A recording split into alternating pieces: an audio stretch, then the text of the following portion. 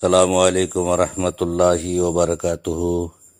আজ পবিত্র কোরআন শরীফ থেকে তেলাওয়াত করা হবে সূরাতুল আল ইমরানের আয়াত নম্বর 87 থেকে নিয়ে 92 পর্যন্ত, এবং তার সাথে সাথে তার বাংলা তর্জমা করা হবে বায়ানুল কোরআন থেকে।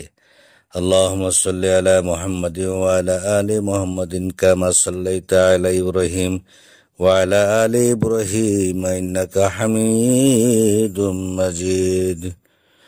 اللهم بارك على محمد وعلى آل محمد كما باركت على إبراهيم وعلى آل إبراهيم إنك حميد مجيد.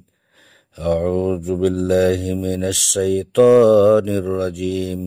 بسم الله الرحمن الرحيم. كيف يهدي الله قوما كفروا بعد إيمانهم وشهدوا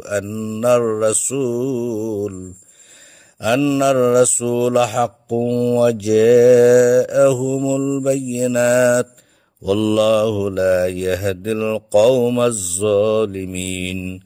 أولئك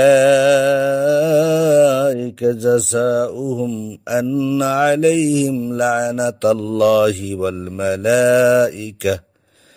والملائكة والناس أجمعين خالدين فيها لا يخفف عنهم العذاب ولا هم ينظرون إلا الذين تابوا من بعد ذلك وأصلحوا فإن الله غفور رحيم.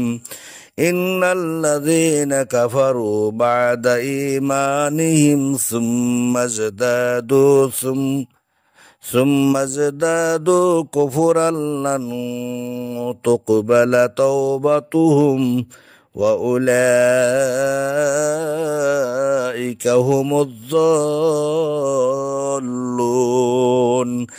إن الذين كفروا وماتوا وهم كفار فلن يقبل من أحدهم ملء الأرض ذهبا ولا افتدى به أولئك لهم عذاب أليم وما لهم من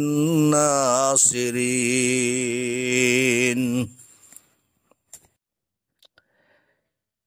এবং সে আখিরাতের ক্ষতিগ্রস্তদের অন্তর্ভুক্ত হবে।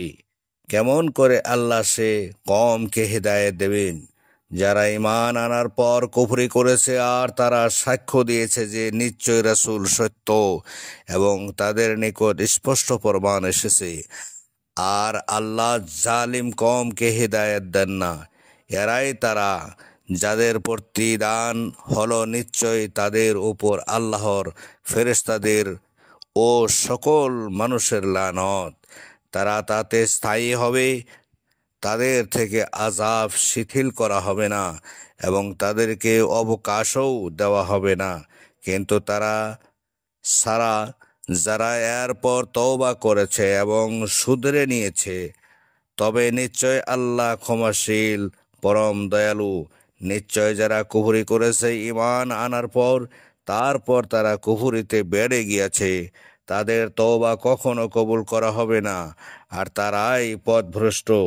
নিশ্চয় যারা কুফরি করেছে এবং কাফের অবস্থায় মারা গেছে, তাদের কারো কাছ থেকে জমিন ভরা স্বর্ণ বিনিময়ে সেরূপ প্রদান করলেও গ্রহণ করা হবে না।